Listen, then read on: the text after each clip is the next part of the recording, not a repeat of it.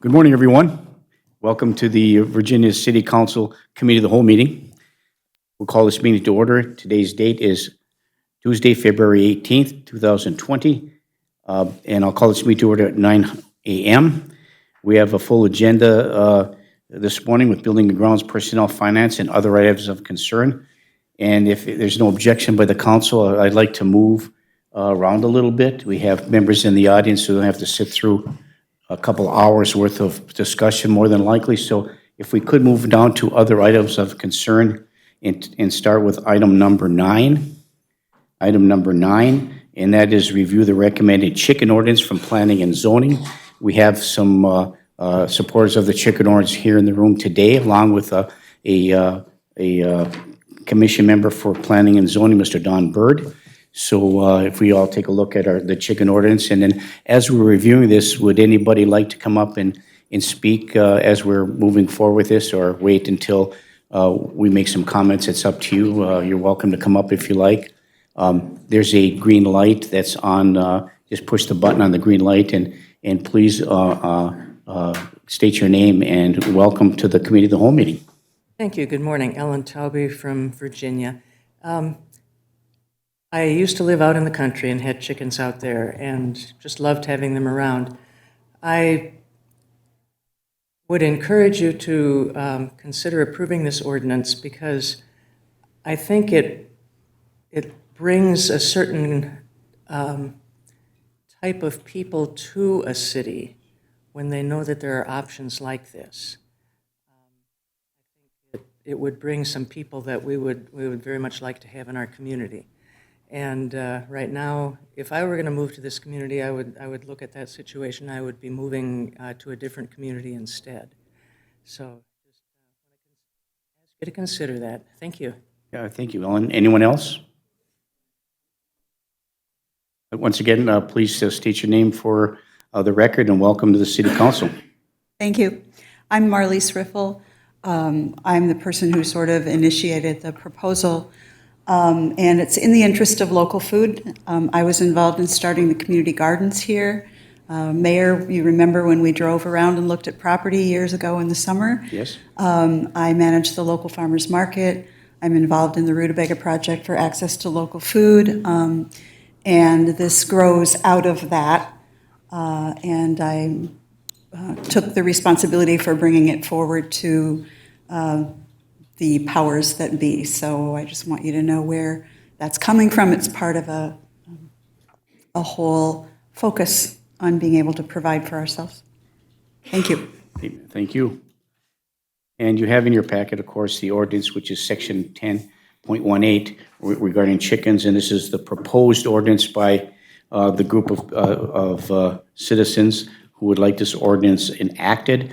We did want, for clarification purposes, there was an article in the paper about the fact that the City Council was punting this back to planning and zoning. It's not the case. This is a planning and zoning ordinance.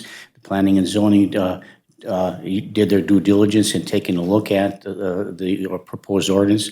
There were some issues regarding a number of things, so they brought it back to their next meeting. It did come to the City Council, and then from after that next meeting, once a vote was taken in support of moving this forward to the City Council for approval, we sent it over to our city attorney, Mr. Brian Lindsay, to review the chicken ordinance and to determine if there's any legalities that had to be addressed. And so we now have the chicken ordinance that's being proposed. You can see the red lines on there on some of the changes that were made. And so this is the ordinance that's being requested for enactment. And so if there isn't any other comments by anybody in the audience, we'll move to the City Council. If you have any questions, let's see that Councilor Beyondich, you're first. Thank you. Thank you. I did meet and we talked about the ordinance, and I also grew up on a small family farm where we did have chickens, and we did go over a lot of the points in this. There is a lot of good to having chickens. However, the feedback I'm getting from the public is not favorable for it. I'm still kind of weighing how this will turn out. I have my personal feelings, but then I also have people coming forward and talking to me about this that are concerned about it. So I don't know which way we're, how this will play out. But just know that I did talk to them at length about this.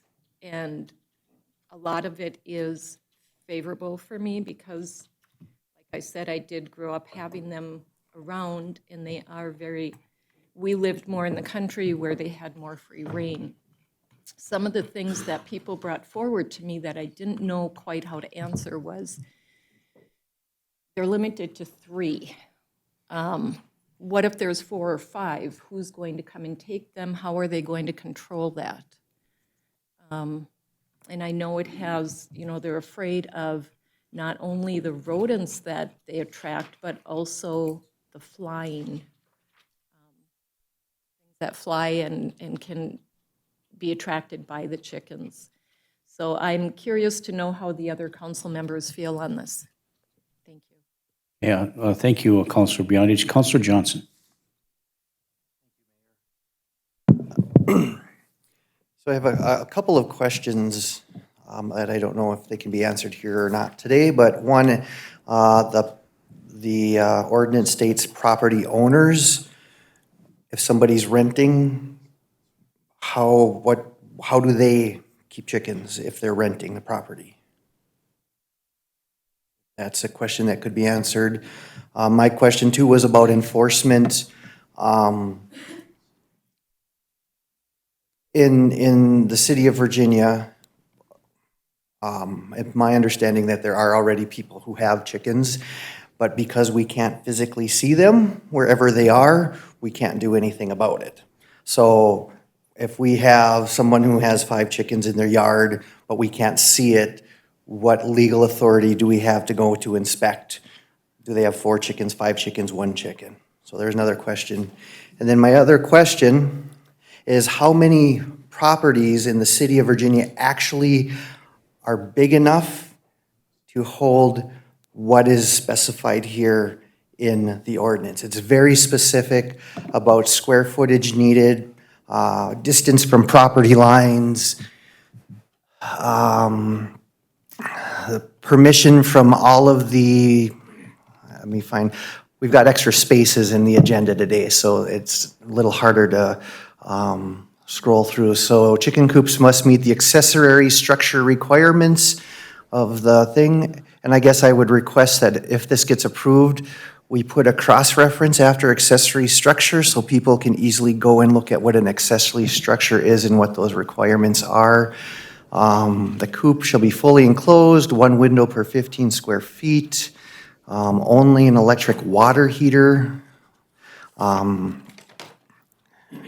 Fenced-in run shall be not smaller than 10 square feet per chicken, which if you have 3 means 30 square feet, but not to exceed 20 per suite. So, I mean, this, it almost feels like this is written specifically for a certain kind of person at a certain time to hold chickens, which I'm fine with. I don't want chickens in my backyard. But then I would also ask the question, if we're going to allow neighbors to weigh in on whether or not somebody can have a chicken, when do they get to start weighing in on dogs? Because I would think that dogs are more of a menace in the city of Virginia than chickens ever will be. And I say that as a proud dog owner of 2 rescues in a fenced backyard, knowing full well that we still have people who walk around Virginia with unleashed animals, which the answer is, well, my dog listens to me, which is great, except when my dog on a leash is walking next to your dog not on a leash, mine barks and yours comes at mine.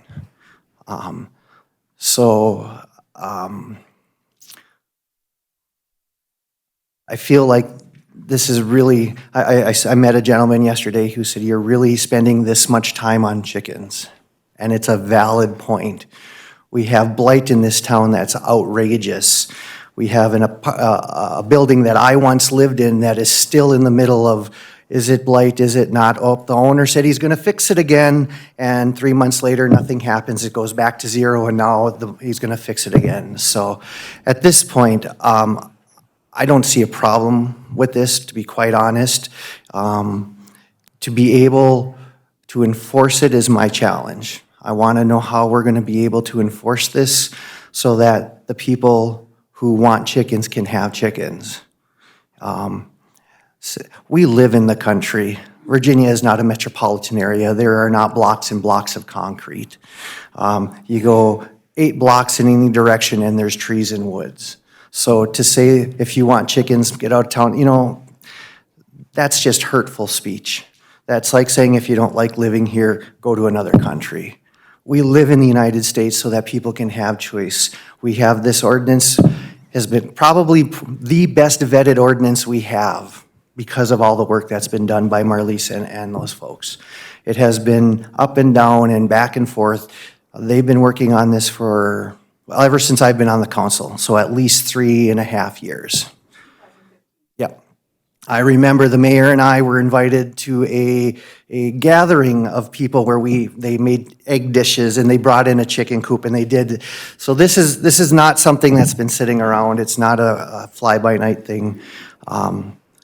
So those are my thoughts, and I guess I would like those questions answered. If someone's renting, what's the process for that? Who, what, how do we enforce it? Is it can the police enforce it? Is it the fire marshal that enforces it? Is it neighbors tattling on neighbors? How is that enforcement done? And then how many actual properties? Because that would be nice to know. If we had a list of properties for the city that qualified square footage wise, that would really make this easy to give out the permits. So with those questions answered, I would definitely be supportive of this ordinance as it's written, because it is so restrictive that you just can't go to L&M and buy a couple chickens and put them in your yard. So thank you. Thank you, Councilor Johnson. Councilor Bearable? Thank you, Mayor and fellow councilors. And Marlise, did you have something you wanted to say first? Yes, on behalf of the group, we would like to withdraw the proposal. I don't want to be accused of taking your time. Thank you very much.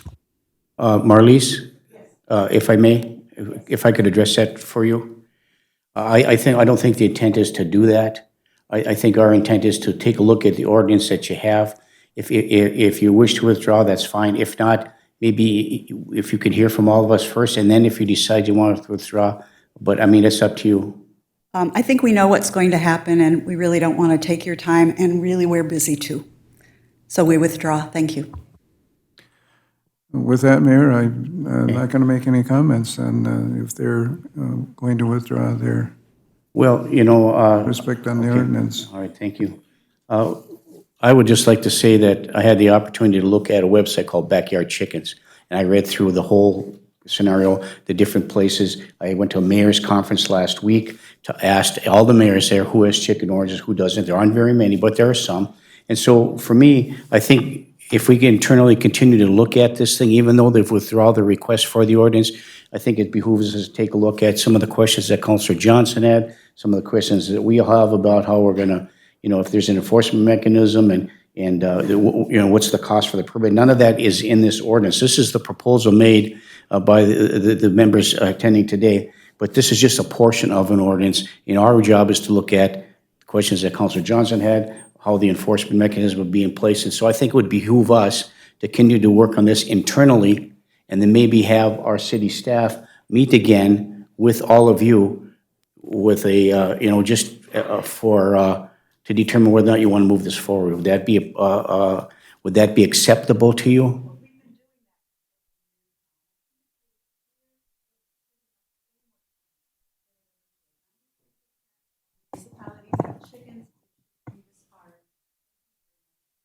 Okay, all right, thank you. Okay, let's move to the fire department issue, because we have we have the assistant chief here, so you don't have to sit through this whole thing. Other items of concern, let me scroll back down to where we're supposed to be here. Yeah, and I apologize to the rest of the council for having to move this around, but we don't, no sense in having our staff sitting here for 2 hours and waiting for this thing, so. Boy, oh boy, look at that thing. Where, scroll up to whatever other of us have concern, where the heck are we here? I mean, okay, let's go to the,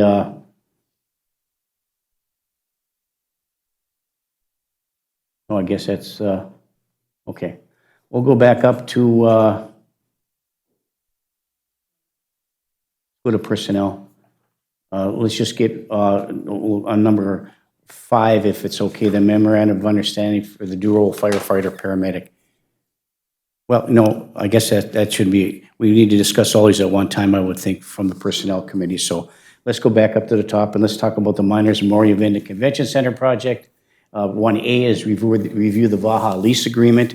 There was some changes that were made. There's a minor change to Vaha agreement. This is something that we've had for quite a while. You can see the price that Vaha is going to pay for that. Does anybody have a question or comment? We're looking for us to move forward with that lease agreement, and it's been approved by city staff to accept this. Brian Silber isn't here today because he was at the Miners MEC presentation at 9 o'clock for DSGW for the kitchen. Councilor Freely. Mayor, if I recall, in the previous lease agreement, the Vaha organization had exclusive rights contractually to the utilization of the ice, which meant that, for example, during unscheduled time, during a weekday, nobody could enter the back rink to skate recreationally because that ice was owned by Vaha contractually. And I found that a little odd. And I thought that I read that exclusivity was then returned to the City. city. That was one of the major changes. Okay, Yes. that's all I needed to hear. Thank you. I'm all fully in favor of everything Baja is doing and for the city, but I think that when there is open ice, it should be availed to the community on a public. And I think one of the reasons that lease agreement was proffered way back when is when that building was built, I think Vaha's put a significant amount of money into that back rink, and part of that was given the exclusivity of use of that during ice time. So, but now they're no longer, it's not going to no longer be the case. Yeah, that's great, because there are times when it's so cold out, you can't get on the outdoor rink, and it'd be great to be able to just access that back rink. Thank you. Thank you, Councilor Freely. Anybody else have any questions, comments, or concerns regarding the lease? Mayor? Yes, Councilor Bearable. Yeah, just to make sure now, none of the things that I saw in that lease prohibit the Park and Rec Director from working on schedules with figure skating or anything else, correct? That is correct. Okay, so I want to make sure that this is open and it's fair to all parties that are going to be involved. And if there's disagreement, is there a mechanism or does that go through the Park and Rec Director if they have conflict? Brian, can you maybe answer that question? Well, as Brian is reading through this, you know, the Park and Rec Director, as an agent for the city of Virginia, has exclusive control over how that works. And if there's any disagreement with respect to that, if he cannot resolve that disagreement or that difference of opinion, then he comes to the city council for That's direction. what I thought, but I wanted to make sure. Is that correct, Brian? That is correct, Mayor. Thank you. All right. Thanks, Mayor. Thank you. Councilor Johnson. How do we enforce the things such as that there should be a written log of names of all participants at hockey games and hockey practices? And I also, in this list of things, do Vaha coaches, volunteers, officials need to be background checked since they're working with children? Yes, Should that be in the agreement? would be. I know that required by law to do it. We do it. We do it? Okay. All of them? Not We don't do- we do Vaha. ours, That's but what he's I'm, talking that's about what my Vaha. question is does Vaha required to have those folks background checked? In order for them to rent the rink, would that be a requirement? Mayor, I think it would be. And that's one of the things that, I mean, as far as enforcement purposes and logbooks and the like, I guess the way you enforce it is we can request access, or we can request that they produce proof that they're complying with those requirements. And if they're not, we could look at potentially, putting them on notice of a potential breach of the lease and requiring corrective measures and the like. You're maybe asking for us to put an addendum in here? Well, I just want to make sure, we keep getting contracts, and then we just let them sit. And if someone, whether it's a construction contract with time limits, we've started actually holding contractors to timeframes given, and I think this would just be an extension of that. I guess yes, I would like to see that one of the rules and regulations be that Vaha meets background check requirements for safety reasons for the kids. All of our employees get background checked some way. So I guess I would like to see that. And then, Brian, so built in, that's just part of the agreement, that if we so choose to say, hey, I'd like to see the log, because if something goes missing or something gets broken, that's my idea, is that we can say, okay, who was in the back rink last week on Thursday, so we can at least have a starting to see if anybody saw anything or anybody noticed, was it broken Thursday morning or Thursday evening? Was it vandalism, or was it an accident, that kind of stuff. But that inherently is in the contract because of the wording? Yes, Brian? Council, I think to answer your question, one of the interesting items is any time that an outside body contracts with the city, as it relates to their contract with the city, they're subject to the Data Practices Act, which gives the city access to, or gives the city an ability to collect access or information that's put into written form. So all of these logbooks, things of that nature, once they're created, they may all become subject to the Data Practices Act, and the city would have a right, or actually a legal obligation, to be able to collect those and produce them in certain circumstances. So I think that the right to access that information does exist within this contract through the Data Practices Act. All I have. Thank you, Mayor. And so that was the question, to make sure that those background things are covered, and that within the lease agreement, we have access to that. So did you want to ask for an addendum be put in, refer this back for a consideration for that addendum be put in here somewhere? Well, I know the challenge, we are once again up against a deadline to get the Vaha agreement put up so that we could, so that we can move forward with other things. So I guess I would leave it up to our legal counsel. If that's prudent to put in, then I would be supportive of it. But if it's, maybe it's a question, maybe they already do it and we just are not aware of it. So I guess I would leave that up to Brian to legally what the best option is. I don't want to impose something that is extra work that we don't need. Yeah, and we have until March 8th to do this. So, okay, so noted. Very good, thank you. Anyone else? Okay, thank you. We're looking for an approval or a motion to approve or not approve the lease of the gross annual rent of $21,630 payable by Vaha in equal monthly payments commencing on March 8th, 2020. Councilor Johnson. I would move acceptance of the lease with the contingency of checking on the background by Vaha. Okay, thank you. Moved by Councilor Johnson with that codicil. Is there support? I'll support. Support by Councilor Baraboo. Is there any further discussion? Councilor Paulson. Thank you, Mayor. I guess I was just looking at item number 6 under the rules and regulations, that the tenant shall keep a current written log with the names and addresses of all persons given keys to the minors. Are we actually going to be using like a proxy card to get in, or prox card to get in, I mean? So will those have computer activation? And is that something that needs to be in there? I think the lock system is right on the electronic part of it. The key card access is in some parts of the building, but not in all parts of the building as being proposed currently. But I think that could, if there are no keys and it's card access only, and I would imagine that would have to be amended. I think that's a very good question. So I guess I just wanted to point that out, and I'm fine with the way it sits otherwise. Very good, thank you. Okay, moved and supported.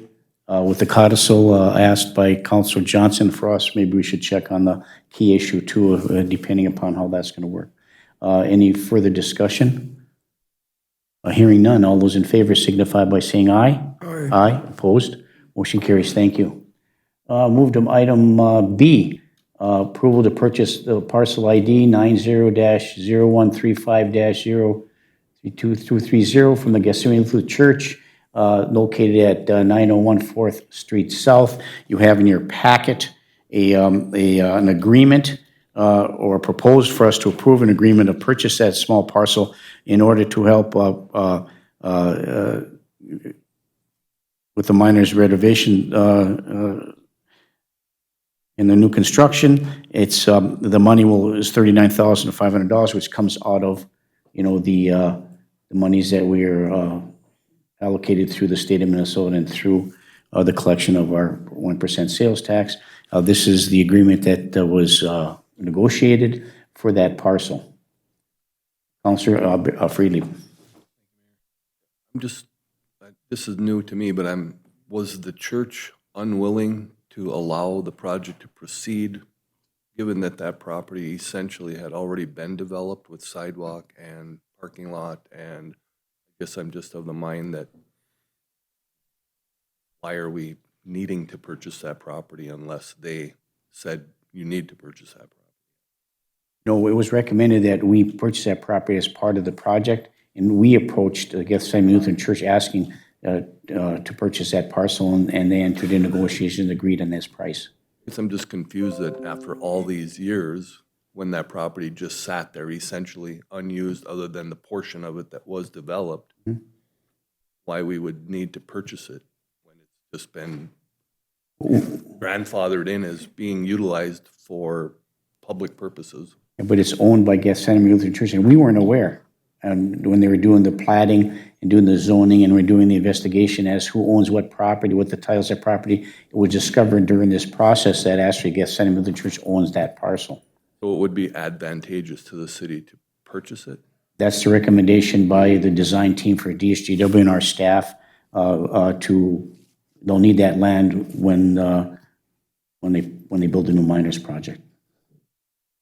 And I can tell you that the church needs the money for that matter, since I'm a member of that congregation, so I guess I would move forward with the motion to approve that. It was very amicable.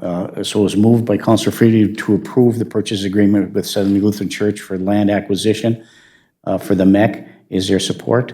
All support for further discussion. Support by Councilor Bearable for further discussion. Councilor Bearable, and then we'll go to Councilor Johnson. Yeah, from looking at the map of this, the figure with, I'm assuming it's all the red that's on that one figure, less the group home that's there. Is that correct? That is exempt from this purchase of that property? That is correct. Okay. So then we will be leasing, I would assume, part of that parking lot, because that's part of their parking lot to the north there to the group home. Would that be correct, Mayor? Because that's their parking lot for that group home right now. Well, we're not leasing any property. We're just purchasing property not to lease to anybody. It's for the MEC. No, I understand that, but if you look at that figure, if we're purchasing all that red, that includes the group home's parking lot, unless I'm looking at this wrong. Well, I remember discussing this at the DSGW meetings on a number of occasions, and so I guess I don't have an answer to that, Councilor Bearable. This would be a separate issue down the road, but we got to make sure that it's not forgotten about. Well, We'll let them park there, I'm sure, but I remember this piece of property from way back, and this has been sitting for years. that, and we do need it for the new construction, because everything's gonna move to the north and west for the new But facility. do you want to put this on hold until we get that No, answer no, for you? no, because that can be a separate issue down the road. If we're gonna own all of that red, it's in that drawing, it's down toward the end of the, it's on Don Cole's appraisal. It's the colored picture that's toward the end of the agreement. Pardon? Oh, yeah, got it on the screen there. See, their parking lot, all that's in blue there, their parking lot is to the north of that. Well, this is a small strip, you know, of, No, it's the whole strip we're purchasing, Mayor. That's what the question is. I don't care if it's done today, but I just want to make sure that if they approach us and they want to lease that, we can lease it to them for $1. I don't care what we do, but we're going to own all of that that's in the blue up on the map from reading this in the description. Not just that little strip along the north side of the current parking lot, it's all of it. Unless I'm reading that whole thing wrong.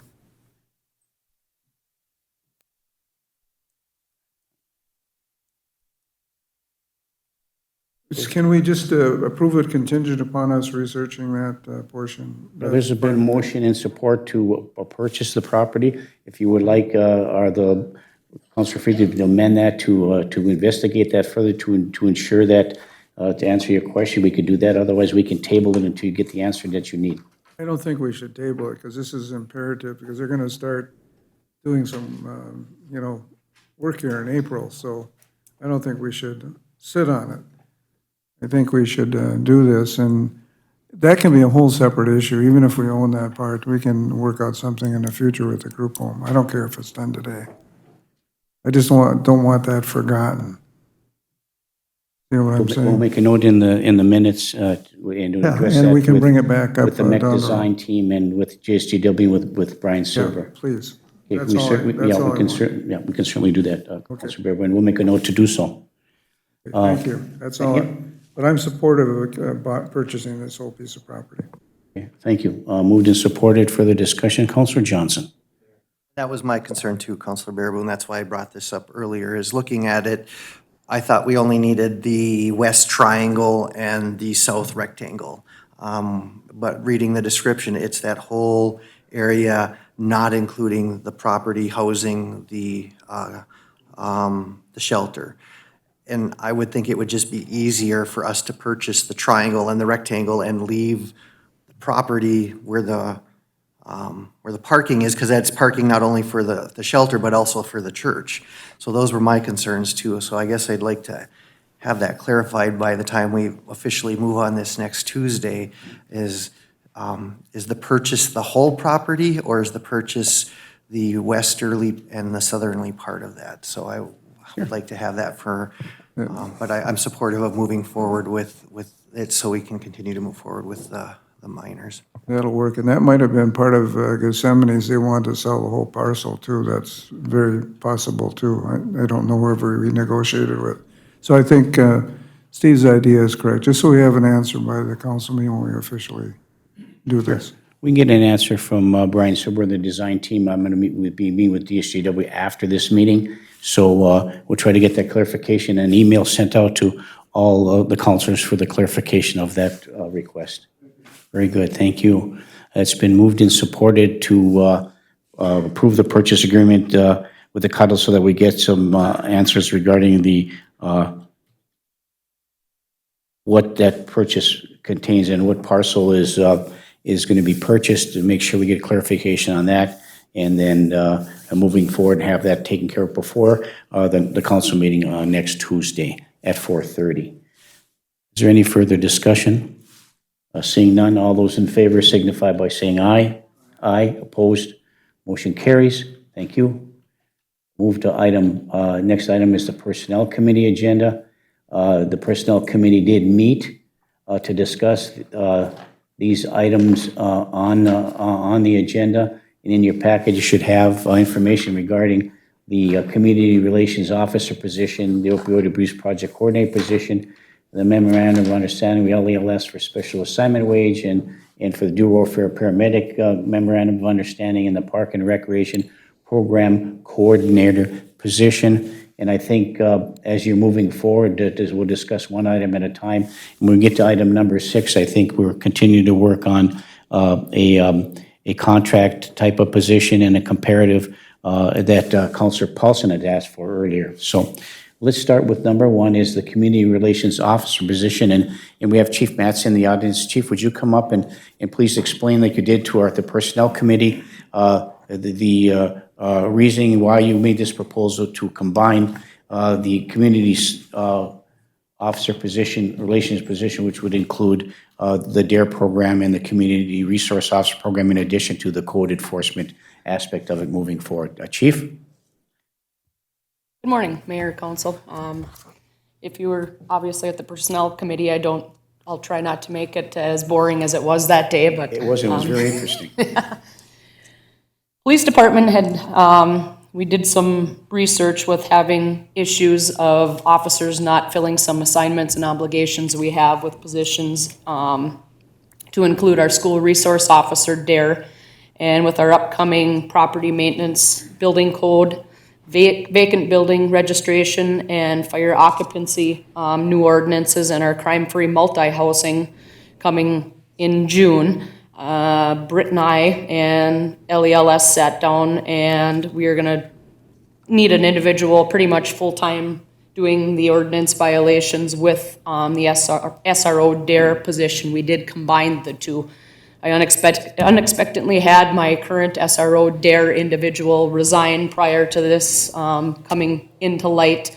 So we merged the two positions, obviously with our obligation currently with the Virginia School District, and obviously we had the discussions of our merging school districts coming up, where this potentially could change this position to a full-time as well, or a full-time SRO.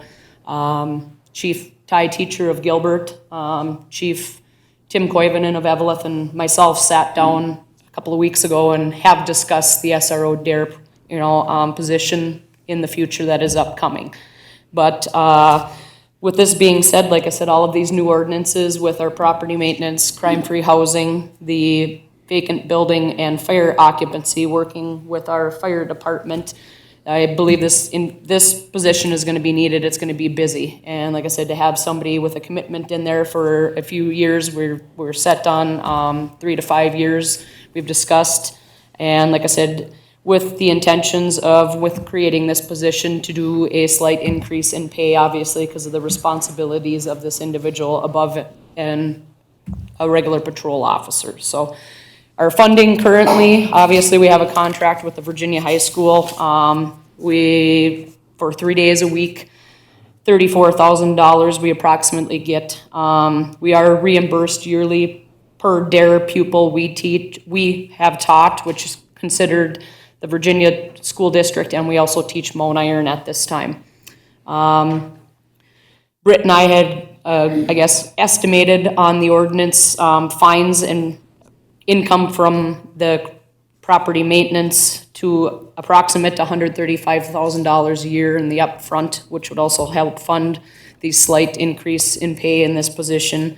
And obviously, potential grants with the new school merger for school resource officer and school safety issues. With that being said, like I said, the increase in pay is nominal, and we would obviously like to go internal for this position to hire a current officer we have, and hopefully one that is interested in the position with a slight increase in pay. If anybody has any questions, I'll start. Okay, go ahead. Go ahead, Councilor Bearable. Just a quick question, Chief. You're going to post it internally then, is what you're talking about? And then if that's filled, you'll be coming back to us to hire a new position to fill the old one? Is that correct, what I'm hearing? correct. Okay. I am I don't- hopeful we have internal interest from what us meeting with LELS. We've got a couple of officers that are interested in the position. So in the future, once all this kicks in, we'll be looking at another hire to fill whoever internally takes it, if somebody does. Right now, I would like to say internal and not have another hire, where we are, numbers-wise, we are able to do it right now if we have internal interest, which I believe we will. However, the only thing that would change this, and this is 3-4 years down the road, is our merger with the 3 school districts, whether and how they are gonna run the SRO DARE program with us being with an elementary school and the high school up there. And I know from having a background with my wife being on the school board, they are going to be bringing back, I believe, in the future, a full-time SRO. They've talked about it now. They haven't had the funding to do it as yet, but they may when the consolidation or the merger occurs or whatever it might be, to do this. So I'm concerned that with all the work that you're gonna have, with all the things we've drafted and the ordinances and everything we've drafted, you're gonna have to replace the person from internal that you put in this position within, then I believe that within the next 6 months. Okay. So I just want you to be aware that I'm supportive of this position, because I think it is important. But don't short yourself on the other end, because with everything that goes on in this community with drugs and everything else, we don't want to be short Oh, absolutely. our patrol officers. Okay? Absolutely. So the difference here is that you have a community resource officer of the school, teaches the DARE program, and once they're complete with their community resource responsibility at school, they go back on the road. Correct. This particular job description is a 40-hour-a-week job that's inclusive. So they don't go back to the road. This is a 40-hour-a-week job. They do, it's a community relations officer program. And just a clarification before we move on to Councilor Freely, this is not the spokesperson or the communications spokesperson for the department. This is the community relations officer that relates to the public. And not only are they going to do the SRO job, not only are they going to do the code enforcement, they're also going to be going to the various groups and giving community talks about premise surveys and safety and those kinds of things. Is that correct? Correct. Thank you. Councilor Freely. Just out of curiosity, what are the grade levels for DARE? There, the 3rd through 7th. Seventh. Yep. And so currently, we are not meeting the obligations to the school district by having that program in place? We are currently, yes. We have talked, it's every other year, depending on the age group for the classes. So we have met the obligation for the last 3 years. But the person that was doing it opted out of that Correct. as of like now? As of, I believe it was December 9th. And so what's the time frame of that program? From when to when? Is it the full school year? No, currently right now, I think through the new merger, the school is not going to go more than 3 days with an SRO for the next 2 to 3 years before the new school is built. The DARE program generally starts around December, January, depending upon the number of pupils. We had about 220 last year, so it's 5 to 6 classes they teach on the days he is not at the school. The 2 days he is on regular patrol, he fit those classes in. And so those classes have concluded? Correct. But he said, I'm opting out of that for the following school year. Okay, thank you. Thank you. Anybody else? Councilor Johnson? So one of the things that happens, or has happened, is that during the summer, that person goes back to a full-time patrol officer. Is that for the? Yes. Okay, so how will that change with the combination of these two for future summers? Once the school year is completed with our 3 days, like I said, roughly depending on when the new school is built, the 3 days per week, this individual has 2 free days. It will be 40 hours a week, day shift with a flexible schedule made by them to get the crime-free housing classes in, to do the presentations, to complete, the ordinance violations strictly on their days, and summertime is going to be huge for the property maintenance, crime-free housing. Okay, I like that, thank you. Thank you, Councilor Johnson. Okay, and again, Councilor Freely and Councilor Paulson and myself reviewed all these positions. We made some suggestions and actually voted, move forward for discussion, so that we're here today. So after discussion now, is there any other council that has any discussion before we move forward or not move forward with the community relations officer position? Now, we're not approving the position at this time. We're just approving the job description. So, Counselor Johnson? Is there any comment from HR about the position? I've been with Britt and Chief since the start, and I think this is good. And as we further down the agenda here, you'll see that the minimal stipend or pay increase is decent. Thank you. Thank you, Counselor Johnson. Okay. It's been moved and supported. Is there any further discussion? Counselor Bearable? Or was it, do I have a motion or not? We're way ahead of the game. I'm too ahead of the game here. So let's retract. I was going to move. Counselor Bearable. I was going to move for the CRO job description in its entirety, and that's it. Okay, thank you. So you're moving forward?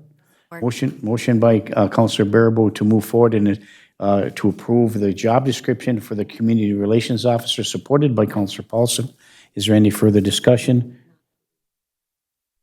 No, we're approving the job description. Further discussion? Counselor Barnzelli? Thank you, Mayor. Yep. Chief, will Evelyn also have an officer over there, or just Virginia? We are in the early discussions, like I said, until we meet with the school board. Like I said, I did meet with the other two chiefs, and we did bring that up. There is a possibility we would be splitting if there was a full-time position where 3 days, 2 days, 2 days, 3 days. Like I said, till we actually sit down with the school board with the merger, and, you know, I can't answer for them. We were just trying to pre-plan, you know, for the future to see what possibilities we had available. Okay, I was remiss. I was not accurate. This is the approval not just for the job description, but to approve the position and the job description both. So I apologize for that. Is that motion still to approve the job description and the position? I was just going to do the position secondary to the job description. Is that okay with? You approve the job description and then approve the position itself? Position All right. itself. Well, You want it all in one motion? I don't think One that's. motion? we can do it in one Yeah, motion. we can, Brian? Okay. I thought you had to do a description first, because you don't have the description until you, or the job until you have the description done. That's the way we've always done it in the past. Well, usually we did, but we never, it wasn't a Okay, new position. that's fine. I'll so- amend my remind- motion to include both. Okay, both the position and the job description and the position itself, thank you. And the second is continued by Counselor Paulson, thank you. I apologize for the miscommunication there. Any further discussion? Counselor Freely? I don't want to belabor this point, but like, when we first started talking, and it was already done, the whole property preservation and maintenance code, I'm getting the impression we're trying to do too much. I mean, I really am. And it's almost as if we're trying to impose government oversight in this city that's becoming burdensome to people that are property owners and/or landlords, for that matter. Because there is this notion, it seems, that everybody that's a landlord in town is some kind of a slumlord and is not taking care of their property or the people in that property. So that's a concern to me, whether that's a realistic notion or not, but it's something I've heard repeatedly in this city. And when Chris Clark first came to us to talk about the other two ordinances with the vacant building ordinance and the occupancy ordinance, that's the first thing I asked. I was like, Chris, are you overloading yourself? And maybe you, Deputy Chief, can speak to that as well. And now we're looking at new personnel in order to, you know, enforce these ordinances. There's the vacancy building ordinance, there's the business certification ordinance, there's property preservation and maintenance code, there's the upcoming rental certification. I mean, it's almost like we're kind of overdoing it. It's like we want to put a preservation code in place because we want to beautify the city, but you can't really force anybody to do that by enforcing a law or an ordinance. And that's what I'm becoming concerned about, is like we're almost overworking you guys and expecting you to do too much, you know, by passing these laws, in a sense, to make sure we know everybody that's got a vacant building and who they are and where they are and whether or not they're abiding by whatever we're expecting of them with regard to the building and how it's being utilized in town, to business owners and the fees that they're gonna have to pay to have their building inspected every 3 years, and the costs incurred for that, and the potential costs that'll be incurred for when the inspection is concluded, and they have to put in things that they haven't had in the past that are gonna cost them money. We've already heard from the landlords not happy about the taxes in town, and now the fees that they're gonna incur with these ordinances to, upgrade their buildings and/or have the inspections made. So anyhow, I'm just of the mind like, wow, I'm feeling like we're kind of overdoing this a little bit to some degree. Not that the premise of it is not advisable and practical. I see what we're attempting to do and what we would wish to have happen in this town, but I'm just not sure that it's the right way to be going about that. And yet, we can't really reel it back at this point either, because we've already put those things in place. So if I'm able to assist in what we are trying to attempt to do, which I think is the communications to the community, what the expectations are of all of us in this community, to be good neighbors to one another and to assist one another in whatever way we are able. If it requires us to hire somebody like a community relations officer to move forward with doing that, and like I said, it isn't what we're trying to do, it's who's gonna be doing that I think is so critical.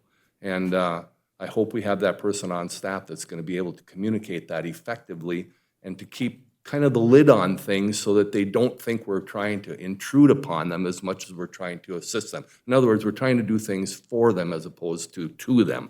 But there is this kind of sense that we're moving in that direction, that you're gonna stick it to us rather than assist us with what you can do for us. So in any event, you know where I stand. And I hope, like I said, with Deputy Chief here too, the number one thing is to educate our individuals. His job and my job comes down to the safety of the community members, and livability in the structures they're in, where you and I can attest, some of them, there shouldn't be third floor apartments upstairs because of the narrow fire hazards and I don't know down to the dimensions, but there are some, buildings that are in need of, like I said, the educational piece where we will give those landlords the chance to fix or rectify, what the violation code is. That's our, to educate and keep our community members safe, so. Okay, thank you. So now it's been moved and supported. Is there any further discussion? I'm going to have to leave. Mayor, Vice Mayor Bearable, would you take over the meeting? I have a conference call on the Northern Heights with the EPA, so I have it at 10 o'clock. So could you take over? And so, okay, further discussion, Councilor Beyondich. Thank you.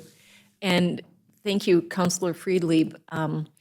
I've also had people call me about those very concerns, and I think the education piece is very important also, because it kind of ties that back in. But what you just voiced is exactly some of the concerns that I've had come to me. So I appreciate you bringing that up and having the public be aware that we are listening to that, and we're trying to get this to work together, so people don't have to be afraid of it. But I totally understand where you're coming from, and thank you for sharing that with us. We'll have to wait for Councilor Bearable to come back to make a vote. So,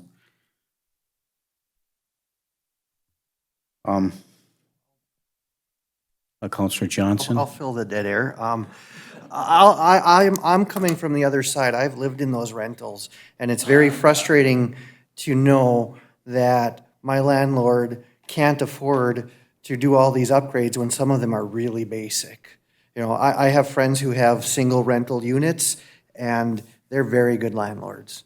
If the light bulb burnt out on the second floor, I can't reach it, next day fixed.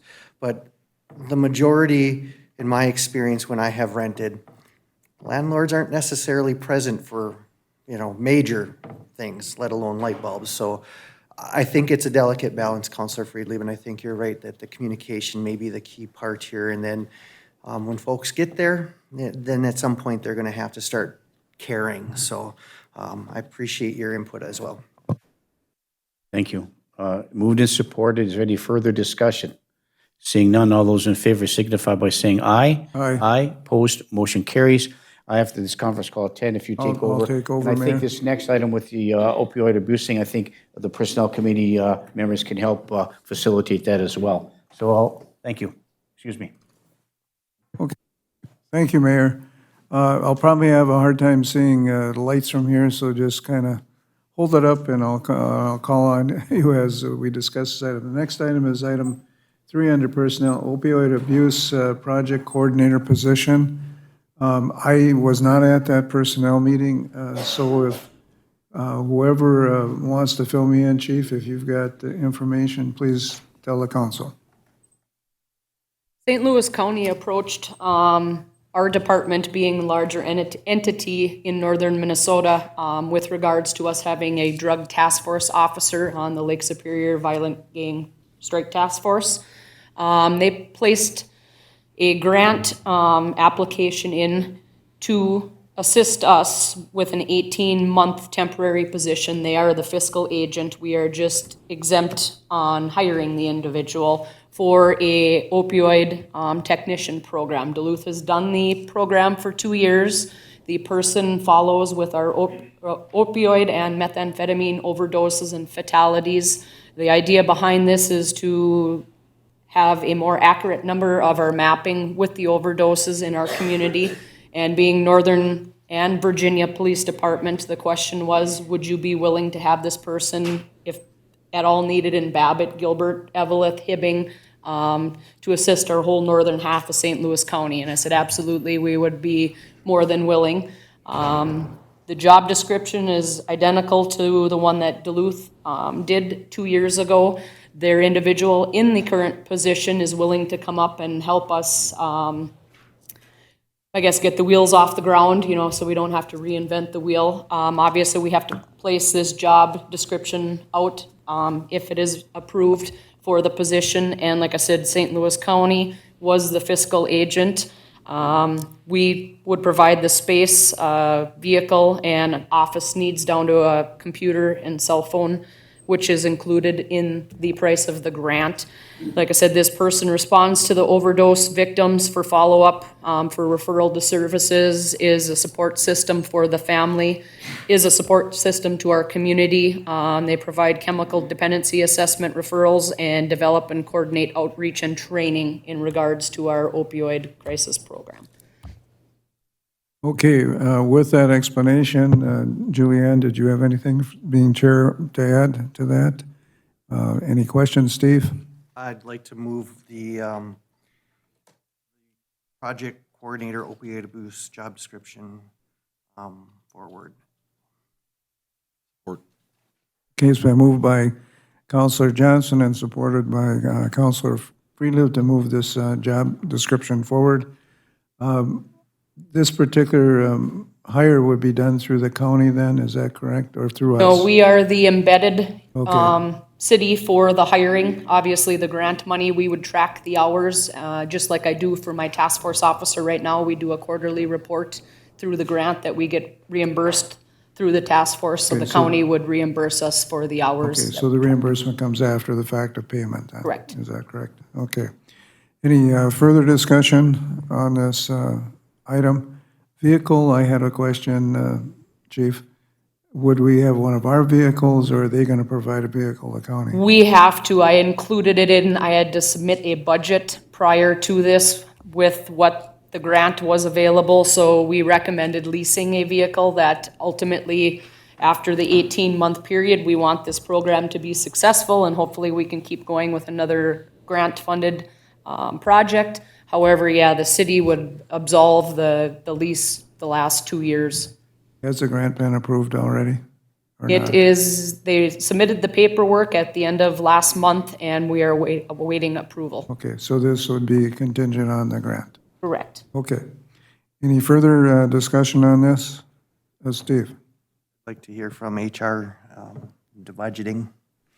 This is a $90,000 grant for 18 months, so I do see a little overflow, but I think being it's the flexible hours and that, I think we can get it pretty close to 90,000. Did you need this posted as soon as the grant was approved? Yes. Okay. Can we add that to it? We'll post it as soon as the grant is approved to the original motion. That'll save Jerry some time. I would amend my motion, include the Okay, posting upon approval. and the second, okay, it's been approved for the second. Steve, another question? So this is 40th. What happens when there's overtime? I mean, is that? There is no There's- overtime. Okay. Yep. Just by the nature of the, okay, thank you. This position, just as a quick comment, being in the medical professional end of things, retired now, but this is so important. The opioid crisis and stuff up here in northern Minnesota is probably the highest per capita in the state of Minnesota right now. So this is a really important position. Okay, with that, any further discussion? Hearing none. All those in favor? Aye. Motion carries. Thank you, Chief. Thank you.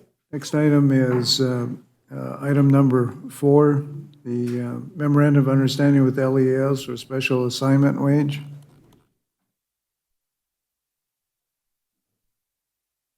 Okay, who can fill me in on this one?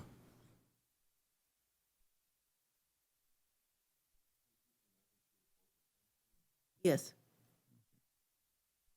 Like I said, I missed that My personnel understanding meeting. is, like with the community relations officer position, they're offering a 4% increase in wage that would be only availed to them, would it immediately or after 5 years?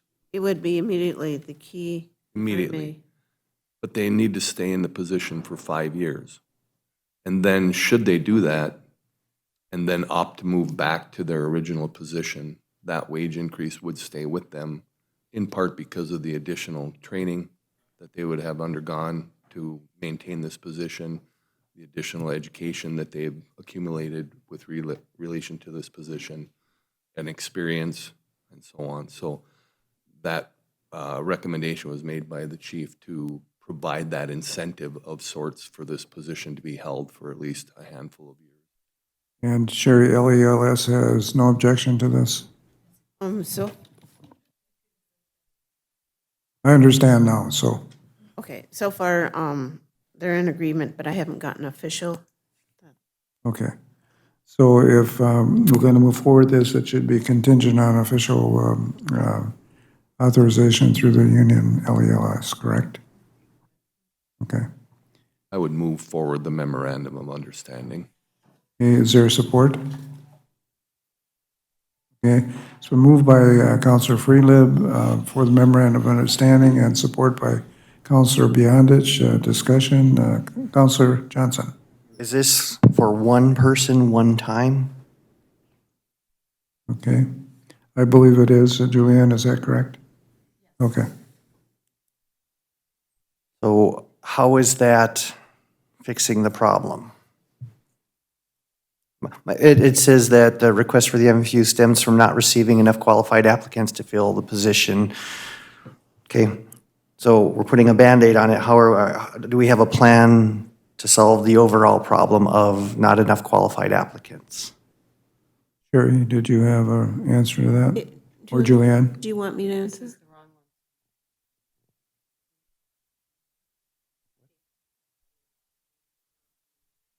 Oh, okay, Yeah, I yeah, apologize. that's what I was just gonna It's- say. The minutes are different. I apologize. I will ask that question later. Okay. Any further discussion on this memorandum of understanding? Hearing none, and you do have a contingent on approval from LELS. Okay, with that, all those in favor signify by saying aye. Aye. Okay, that has moved forward. Next item is item number 5. Memorandum of understanding for a dual role firefighter paramedic. Assistant Chief. Morning. That sounds like you got a cold. I do, I'm sorry. Darn kids. Many fires. So, Go ahead. Okay, this MOU for Kaylee Fallows. It is for one person, one time. She's in We're going to need to amend it a little. She's been so gung-ho. She's just completed her firefighting training since we spoke last week about this, as we predicted. So we'll need to amend it for her certified physical abilities test to be done within a year. And I believe that's the last thing, Sherry, correct me if I'm wrong, that she would need. But talking with Britt and the union to discuss some of your concerns, you're not alone. We have those as well. It's a national problem. Fire medics are a rarity. They're a shortage. We've, in the last 5 years, when Chief Lewis started, that was my first conversation with them. The council, the past council, approved us to go up to 9-person crews. Stating to us working so hard for those numbers, and created that single role position, and now half of our department has transitioned from getting them in medic school, getting firefighters, training them up, giving them a time frame. A lot of them have, I think the last count, 15 of our 30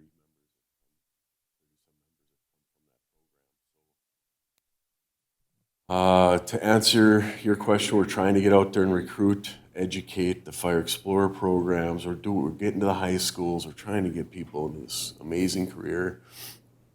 It's a big project. It's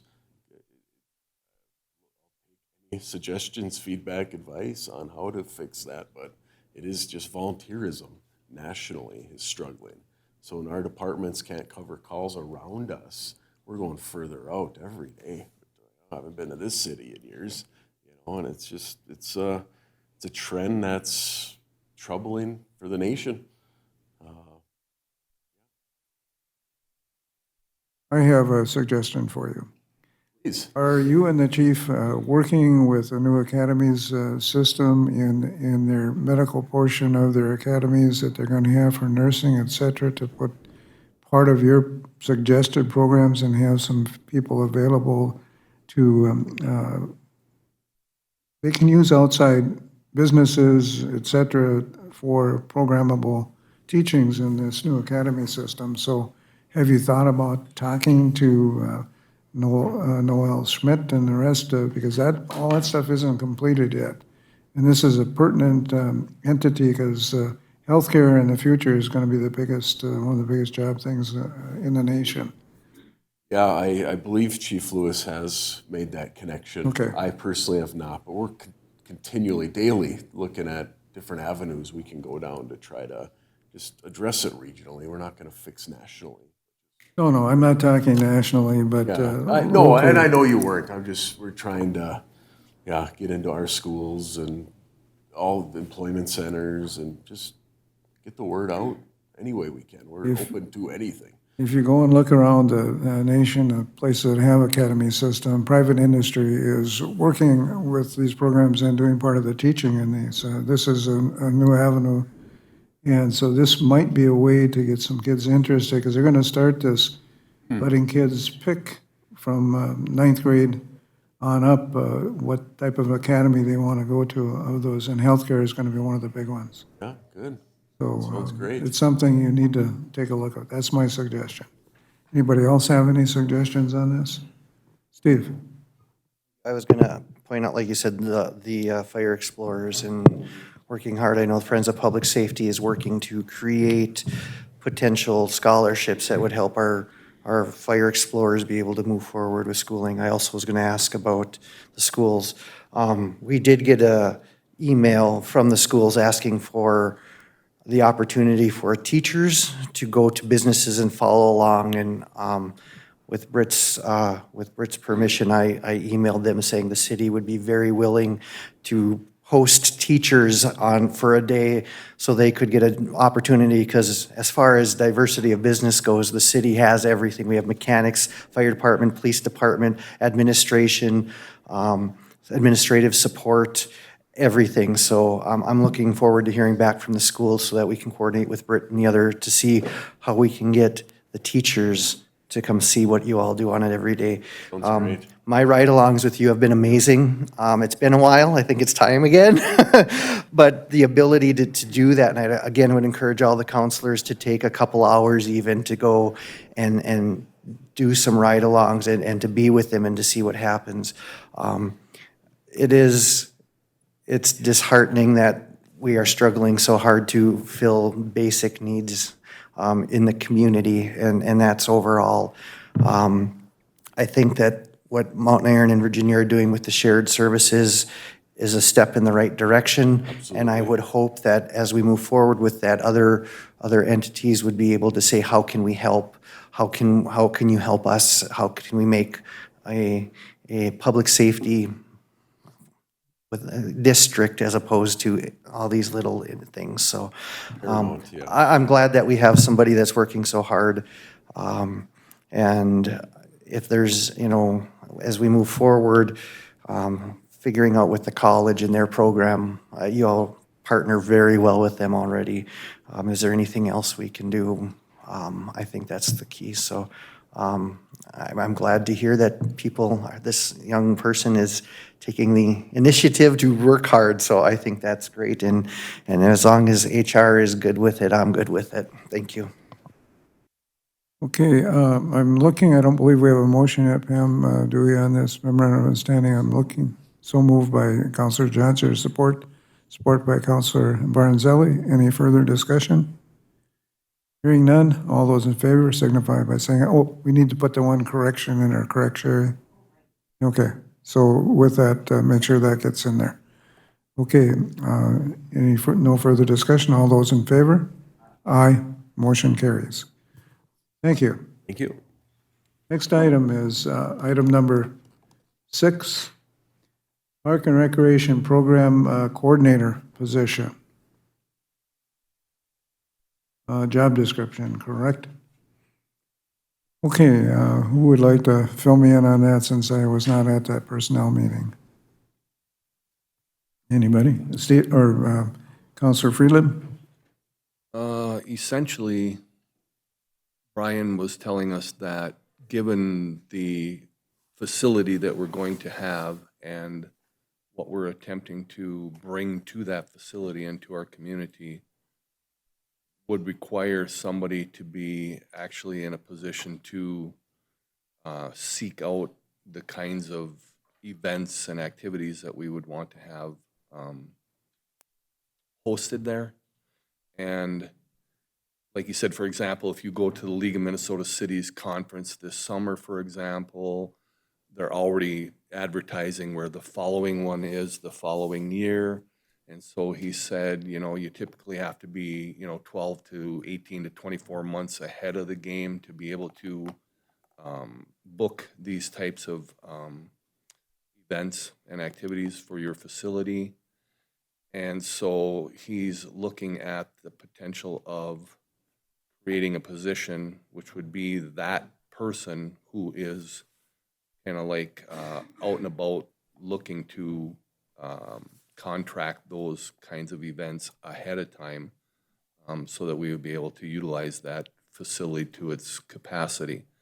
My major concern with regard to that, and even having sat in on some of these MEC meetings or a number of these MEC meetings, when we talk about hosting the volume of people that we're talking about, we're talking, say, 500 people to 750 people at the MEC, there's kind of an unrealisticness to that because we, right here locally, do not have the capacity to actually house people. We don't have enough hotel rooms, literally, right here in our area to accommodate that number of people for the types of programming that we foresee ourselves able to do.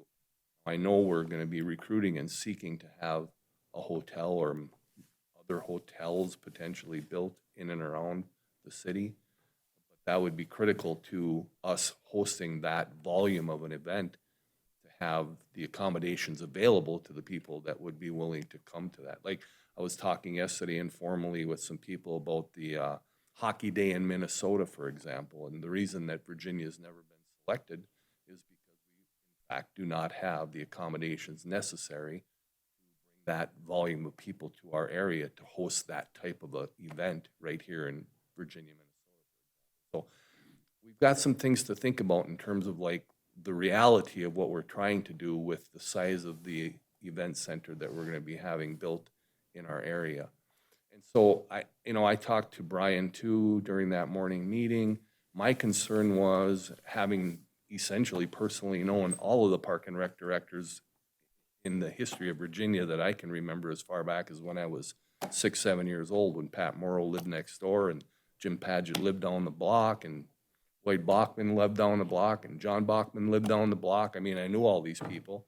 And what I was saying is, none of those guys ever had a deputy Park and Rec director or a program coordinator of any sort. And we were a city of over 14,000 people, whereby there was twice as many children that were involved in park and recreational programming. So my concern was, I don't know if it's like, I know there's a timeliness necessary to get things in place so that we are going to utilize the capacity of this building and project. But I don't know, in fact, that we're going to be able to actually accomplish the goals that we have set in mind because of the limitations we have within our community in terms of accommodating that volume of people. So I felt it was a little premature to go ahead and move forward with the recommendation for this position. I think Councilor Paulson could speak to it better than I, but she thought it was a good idea, or maybe it was Mayor Cuffey, that we look at the Park and Rec director position and job description, look at the one that he's put in place for the Park and Rec program coordinator position, compare the two to see what kind of overlap there already may be, and or the possibility of, say, for example, combining these two positions that are being proposed into one that might be a potential new position that would go to Brian, for example, with a kick up in his salary, for example, for the additional responsibilities he might have with regard to what he's attempting to do with the position he's already proposed. So that's kind of where I'm at. Like, when I was a kid, this town had a whole lot more kids in it. There was a lot more people participating in programming. None of those guys that held that position previously ever had a deputy or an assistant or a coordinator for those kinds of programming decisions. And yet, we're going to a brand-new $40-some million building that we have high hopes for bringing in. If we build it, they will come kind of concept, which I would love to see happen, and I hope to see happen, and that's why I've been behind this from day one with regard to what we're attempting to do. I just don't know yet that we have the infrastructure, so to speak, within our community to accommodate the volume of activities and events that we plan on having in this new facility. So that's kind of where I'm at, and that's my explanation of what he was seeking to have availed to him as the Park and Rec director, a new position to cover the responsibilities of getting things set up for that building in the future, because in order to have those events, you do have to be on top of it well ahead of time to be able to book those events. That's kind of where we're at with that. If you have anything to add, feel free. Okay, Steve, I believe you have a comment? So none of those people had a facility to manage. And the management of the current facility has brought us to where we are today when it comes to upkeep. It's deferred maintenance, deferred maintenance, deferred maintenance. Now we have a mold-filled building that doesn't have proper electricity. My understanding for this position is part of this is that person goes places and advertises for the city. That is something the city of Virginia has not had, that I can remember, that I know of, a person to go and say, hey, come to Virginia. Yes, we're a part of Mesabi Magic or the Iron Range Tourism Bureau, but we have, 2, 3 hotels that contribute to that. So as our frustration has been before, when you look at the magazine, the city of Virginia, for being the size we are, seems not to have proportionate representation. I look at this as what you're saying, Councilor Friedlieb, about can we handle it? We're never going to be able to handle it if we don't at least try to move forward. If we can demonstrate the loss of 6 trade shows a year or conferences a year because of lack of adequate facilities, that's something that this person could take to, I'm sure they have hotel conventions all the time and go, we need 300 more rooms in our city to help support this. You'd be full 8 weekends in the summer, and the rest of the year you could fill with tourists or something. I don't know what this looks like. My understanding is that there was discussion between, was this a city position or was it a contract position? But I think we have to do something moving forward. Brian is going to be spending a majority of his time over the next year and a half overseeing the building. And I feel that we need to do something moving forward to help manage stuff. Our programs have grown, is my understanding, since Brian has been here. The efficiencies of our programs have gotten better. We're looking at doing things differently than we have over the past many years. So I would like to see us, I think it talks about continuing to move forward with comparing what a full-time person would look like and what a contract would look like. And I'm fine with that. I think we need to keep moving forward. I don't know when the actual posting or RFP, depending on which route we take, would happen.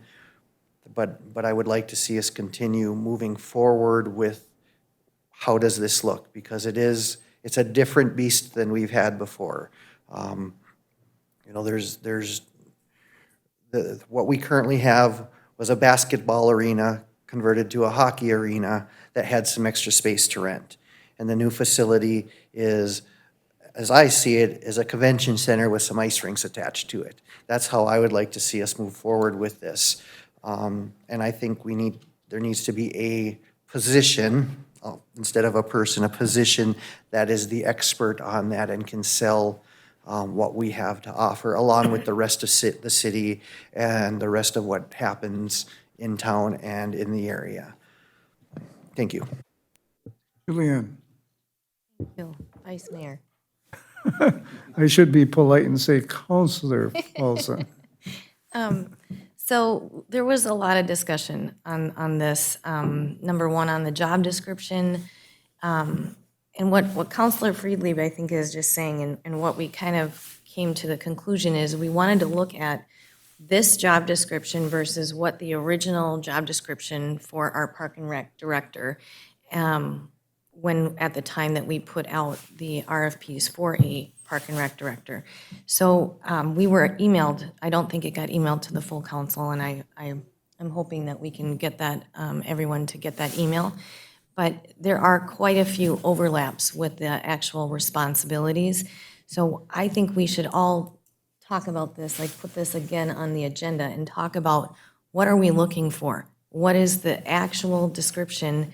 And for me, I don't see it as a coordinator. I see it more of as an assistant type of a position. And I feel that part of the discussion that we had was, and I don't mean this rudely, but was getting stuck with someone in a union, in a MAPE union position.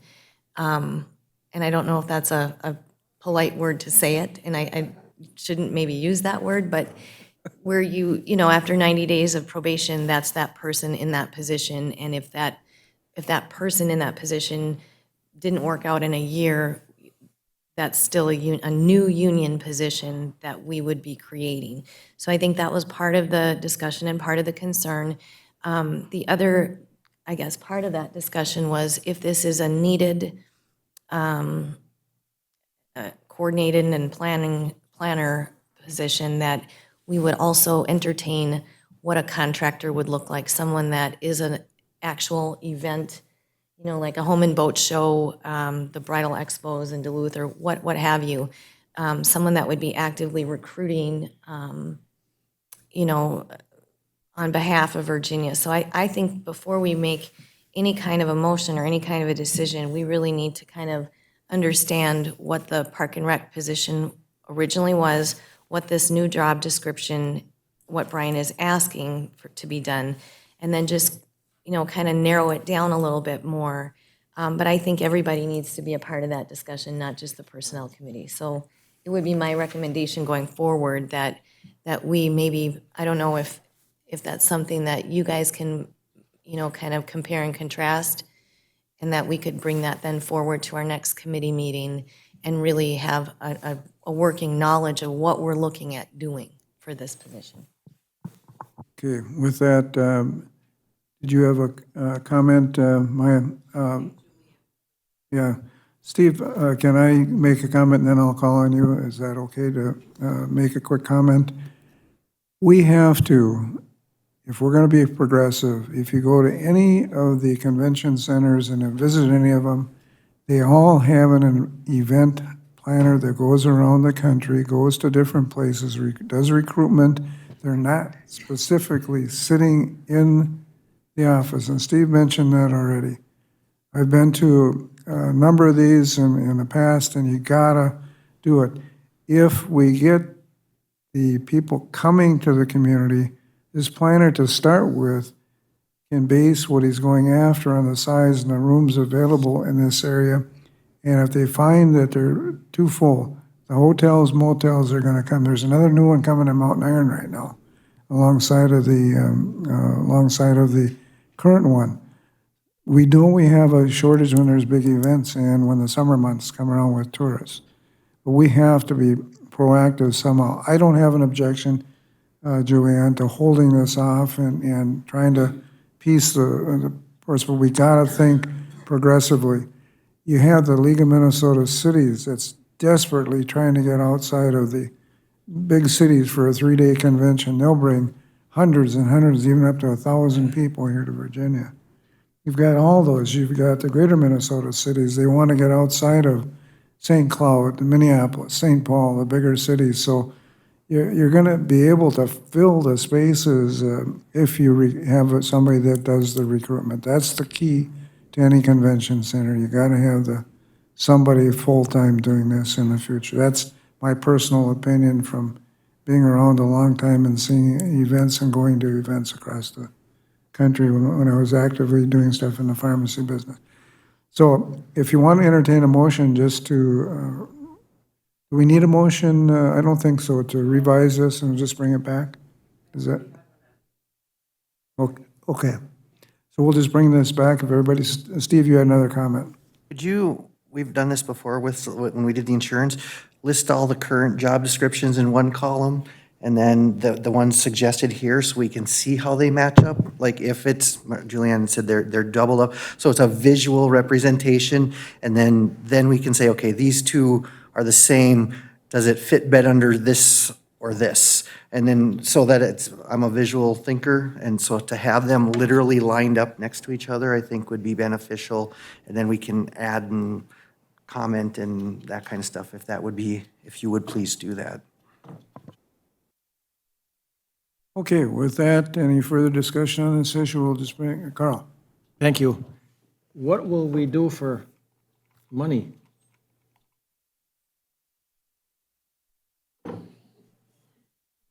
Hopefully, well, Mayor, can I? Yeah, go ahead. Thank you. Hopefully, this person, and this is why I think a contractor type could even work off of commission. And so there'd be an incentive to bring events in to help pay for that. Not a salary then? I'm leaning more towards a contractor. I think at the personnel meeting, that was heavily recommended that I check into a contractor. If by chance this miracle person is doing an awesome job, maybe you would consider salary or on the payroll. And that's what a lot of the convention centers and different things around the nation do. They contract for that individual. That is what they do. So that's a good possibility. We should put that into the scenario also. Would this happen before the school? Or are we going to hire this person prior to? Well, it depends on what we come up with here. The minors is going to be done, they're starting this year. It's going to be done by the end of 2021, I think, isn't it? Yeah. So we need to start thinking about this because they're going to need a year's period of time to get stuff for the first year of operation of that convention center. So we got to work on this ahead of time, at least a year in advance. Okay. All right, with that, let's move on to item number 7 under finance, the wastewater treatment purchase of pumps and a mixer. Okay. Having read through this and looking at these different items, I don't think we have any choice but to purchase these items. These are items that are needed, they're failing, the other items that are there. It's a total, Sherry, what was the total on those? 130-some thousand? Let's see.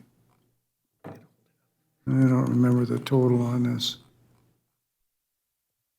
But we need to decide on the different bids and the quotations. I believe there's, are we looking at 3 separate bids here?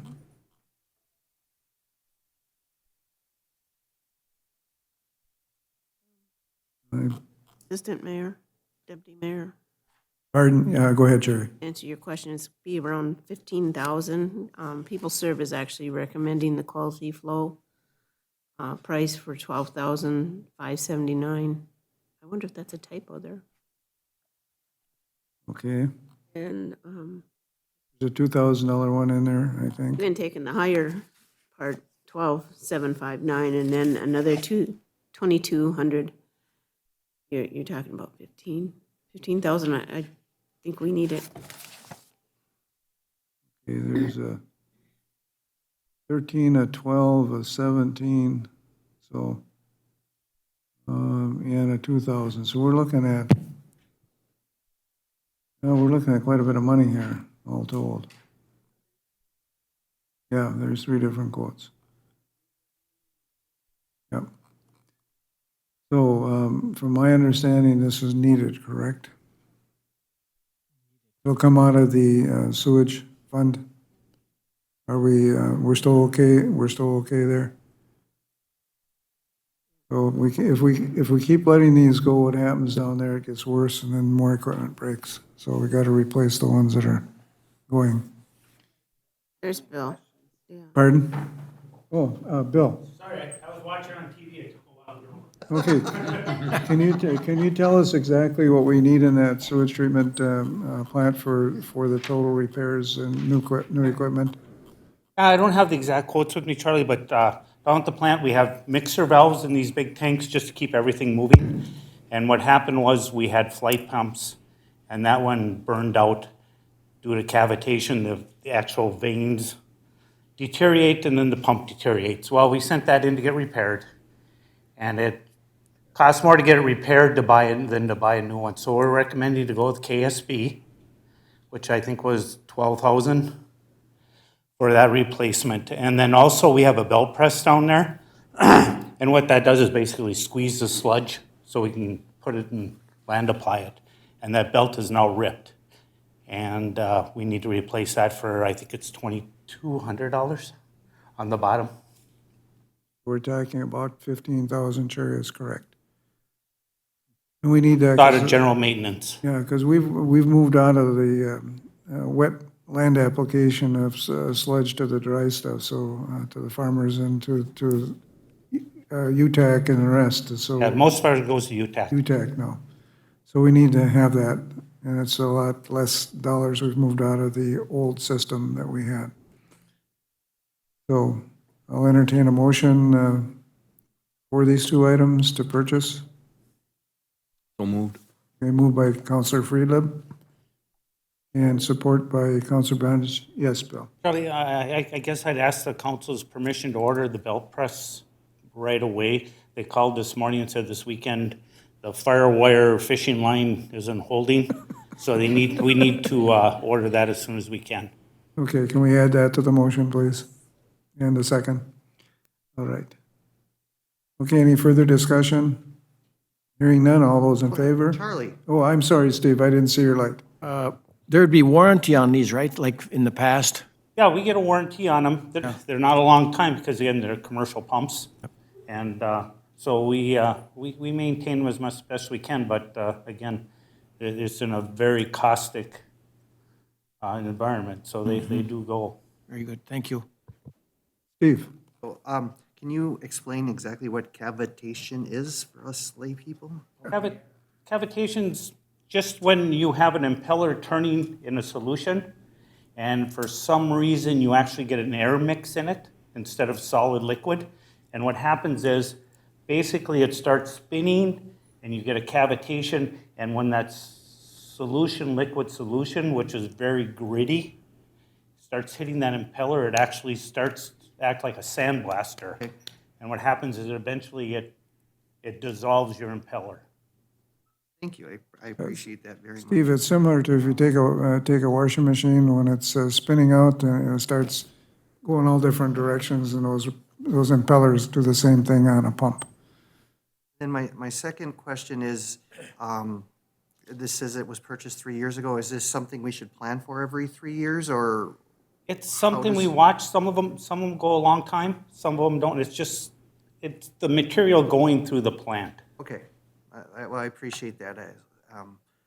So the motion, Pam, is to approve the $12,759 and the $22,439?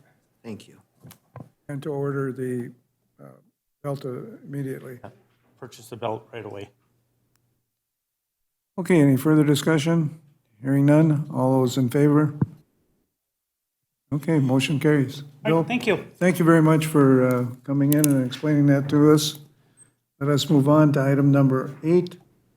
Approve the resolution to make application and accept funds from the IRRB Commercial Grant Program for the Midway Motel demolition. This is something that we need to do ahead of time to get approved for dollars. We're looking for I believe a $70,000 grant. Is that correct? Okay. To get that motel down in Midway and demolished. I don't remember. We'll have to go out. We haven't gone out for a bid yet for demolition either, have we? We're going to have, or the city crew's going to do that.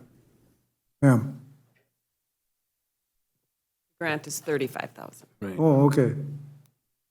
Oh, the estimate is 70,000. I'm sorry. I didn't read the whole works there. Okay. Gary? So my question would be then, Sherry, if we only get 35,000 from the IRRB, do we have like demolition budgeted money for making up the difference, or no? Sherry? Vice Mayor, Councilor Freeland, we would have to come up with the difference, but hopefully our Public Works would be helping with some of the demo, and depends on what we do with the piece of land afterwards. We would incorporate that into the sale price or whatever. So we're thinking about selling that property then? We once never know what we'll do with it after. No. I guess I should have asked too, and maybe this is after the fact. Do we have land purchasing monies budgeted too for like the $40,000 we're spending for the Gethsemane property? That will come out of the minor's bond. Oh, okay, so Million. that's part and parcel of that. No pun intended. We have to remember one thing, that if that motel comes down, if the future plans for access or a frontage road for future development, we need that parcel to make a road big enough to go into that possible future development too. So we may be able to sell the land to somebody who wants to put something on that frontage road. There's all kinds of possibilities. Councilor Johnson, you had a comment? We have several, actually. Is there asbestos in that building? Yeah, because the reason this is here today is because people who own property adjacent to that feel they're having trouble selling their property because of the city. And I believe we requested they be here today, didn't we?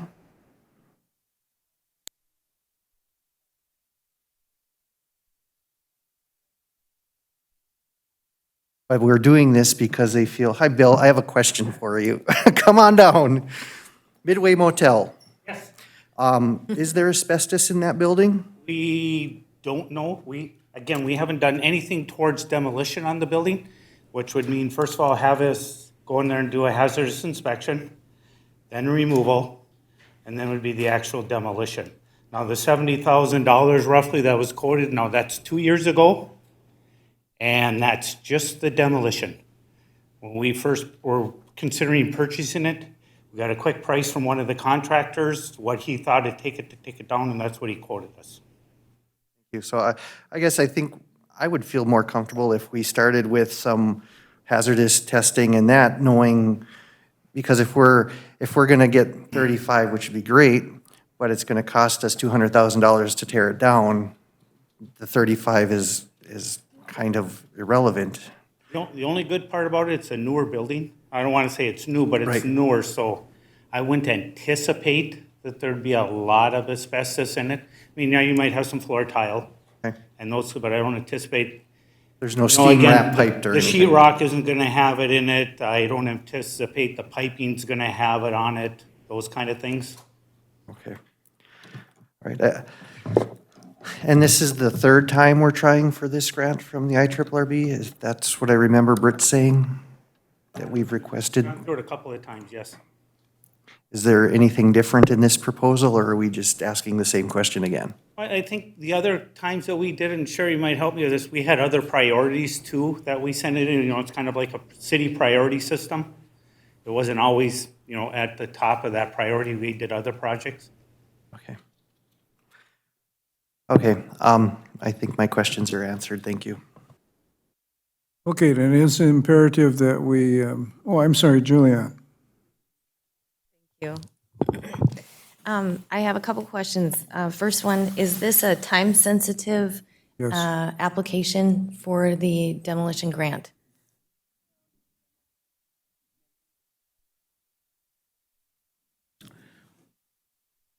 It's not time sensitive as it relates to a time frame. It's just that there's the development company that has this property up there, wants to develop it. In order to do that, one of the steps is to demo the building. And the time frame of coming to place is, what is the application window to apply for to the IRRB for the demolition project? And if I made this, we had to make a decision last time. There's two projects that we were trying to think. One was that Third Avenue project, where that old building down there that were by the lake, at Third Avenue apartment complex, where we own 2 lots there. By demoing that lot, gives us an open lot for economic opportunity. So the IEEE asked us to prioritize that one and the Midway Motel one. And so I don't know where we're at with that. So as far as time sensitive goes, I think it would just be within the time frame that's required to submit the application to the grant or demolition application to the IRRB. That would be the only time constraint. So my question was, the IRRB has not imposed any kind of a deadline for us to submit this grant. Okay. The second question that I have is, was this request coming forward from the group that has the land adjacent to this property for this demolition?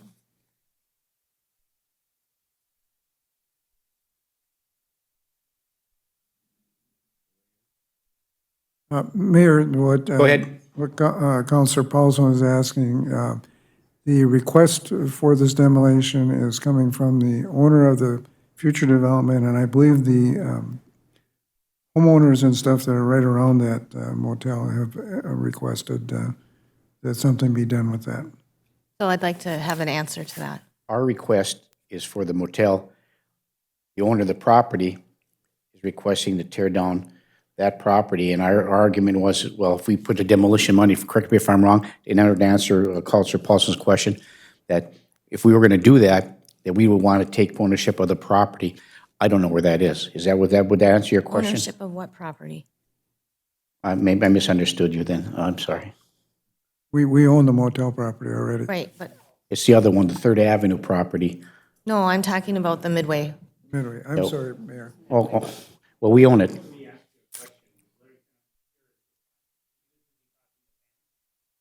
I'm sorry. You want me to ask it again? Yeah, because Larry was talking. Okay, so I'm I wondering, apologize. no, that's I okay. I'm apologize. wondering where the original request came from for demolition. Was it the adjacent property owner adjacent to the Midway Motel that came forward to ask the city to do this demolition? No, we wanted to demo it for economic development purposes. And of course, the people in this business park development, John Fido, Darren Alto, was encouraging us to prioritize that in order to help I facilitate. think that's what I'm getting at, because I believe one of our last conversations regarding this property is that there was a potential party interested in converting that to a roadside, which now they're not. I understand that, but, so I'm just saying, I'm trying to put a timeline together on this, and is there a deadline that we have to make this decision? The other thing I would like to see happen is I would like to see another quote come forward for demolition, and to do that hazardous inspection, so we understand what kind of can of worms that we're opening. And I also think that we need to discuss what the city could utilize that for. You know, it might be an access point.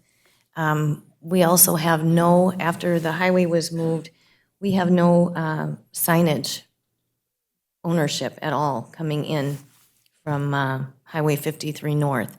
So I would like to talk about, you know, what the city would like to do in terms of utilization of that space. But, I mean, I'm fine going forward to do a demolition grant. I just feel that we need to have, if that quote was from 3 years ago, I think we need to have an updated quote, and then also the hazardous inspection. And thanks for answering those questions. Please, I was gone. Please continue. Go ahead. With that, Steve, you had a comment? Counselor Johnson? No, you don't. Okay, it's red. Okay, the only comment I have, we should submit for this grant on this thing. If we can't utilize it, we just turn it back. But it's we don't like to do those things if we get them, and it's important, I think, for future development that the city owns that, which we do already, because we own the motel and the property. When we purchased it, that's all ours already. So Bill can put together the inspection, take a look at that. We can sit on this till the council meeting if you want him to give us a little more information. Does that give you enough time, Bill, to get a little more information on that? Do you have keys to get into that place, or is it all boarded up?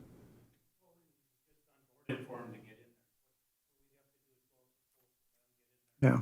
Goes back for the actual inspection.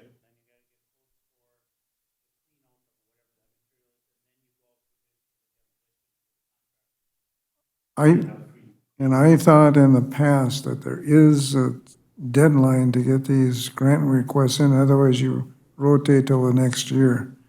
But I don't know the exact time frame on the commercial grants. Pam, do you? And their budget year is July. June 30th to July 1st. Yeah. And they put together that pot of money for it.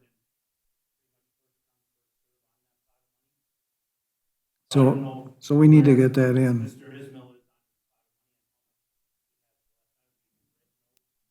Okay. We can find that out, where that pot of money and when that grant needs to be before the council meeting on next Tuesday. We can find that out from Mr. Ismail. Councilor Thank you. Paulson. Thank you. I think where I was going with that is this appears to be a 50-50. Yeah. So out of 70,000 estimate, 35 would be the potential grant ask. So I'm saying if it's a 50-50, we should probably have a more accurate number and then potentially be able to acquire more of those grant dollars. Absolutely. I think that's where I was trying to get at with, I don't want to make you have more work to do, but if it's a 50-50, I think that just makes sense. And I feel like, is it a public safety hazard at all right now? Do you feel like it's a public safety hazard?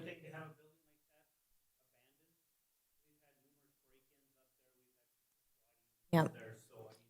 My next question, I guess that leads me to that, would there be anything that the fire department could do under a public safety issue where they've done, where they utilize properties to burn and, or to not, I mean, this is a concrete building, this might be a different challenge for the fire department.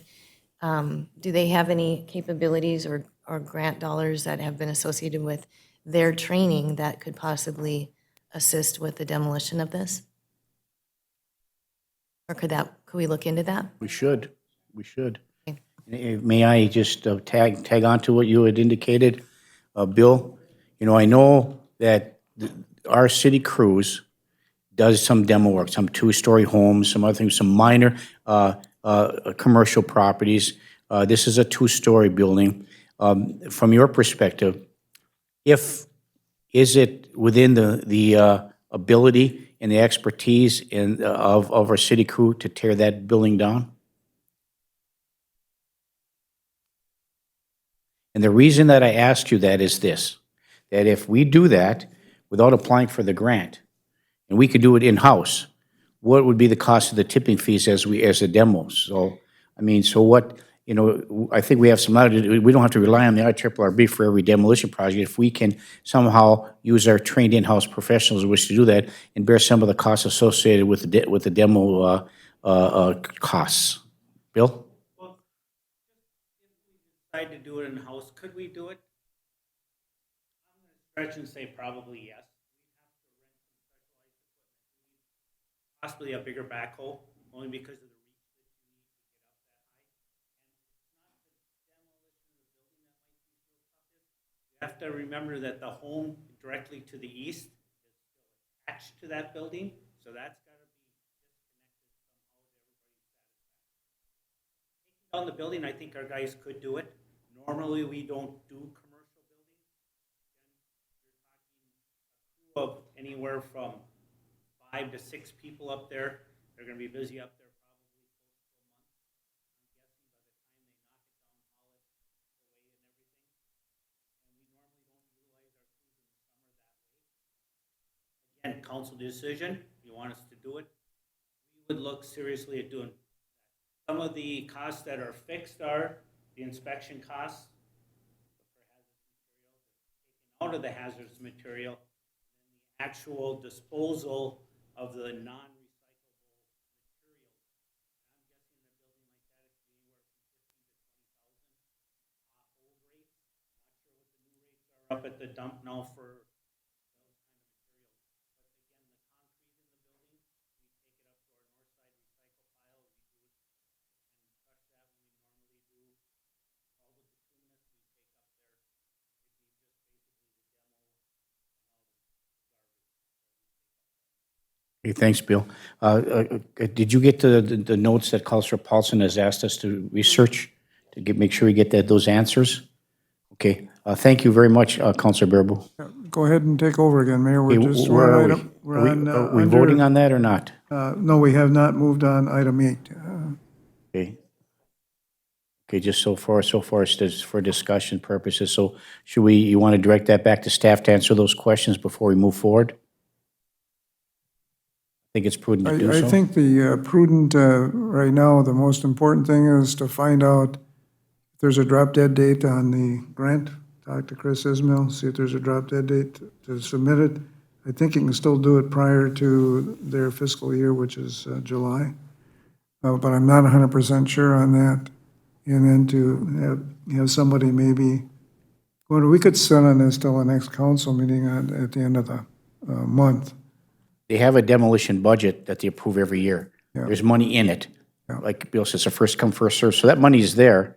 We use quite a bit, not as, more so than probably most communities do. Yeah, we do. So, and I think to answer Councilor Paulson's question moving forward, let's get those answers done and move from there. Should we just direct staff in which to answer those questions before we move forward? So let's do that. You have all that done? Thank you, Pam. Okay, we'll move to item number 9, other items of concern.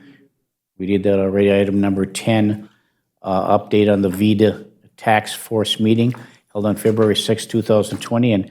And members of the task force is Councilor Paulson and Councilor Johnson. Would one of you like to get an update on that task force meeting, what you discussed and the process moving forward so far? Thank you, Mayor. Councilor Johnson? Thank you. So the task force met, and basically we determined that the small group of us was not the right group to make any decisions. So we will be reaching out to people of all aspects in the community to come together and do a half-day workshop on where should the city be going, how do we move forward? And we'll be inviting groups, all sorts of people, both people who currently have businesses in town. I think we discussed having people who have wanted to have a business in town, but then chose not to, and ask them that input. There's another meeting scheduled where each of the members is going to bring forward suggestions for that half day, and then that half day will be planned after that. It's really taking the time to think differently about economic development in Virginia, and then trying to recognize what are our needs. Instead of having someone come to us and say, this is what we think you should do, we're going to go to those folks and say, what should we do? What does that look like? And then bring that back. So it'll be a little bit of a process, I would say, but I think we are heading in the right direction. And I would ask Councilor Paulson if she has any other thoughts or ideas to add to my ramblings. Thank you, Councilor Johnson.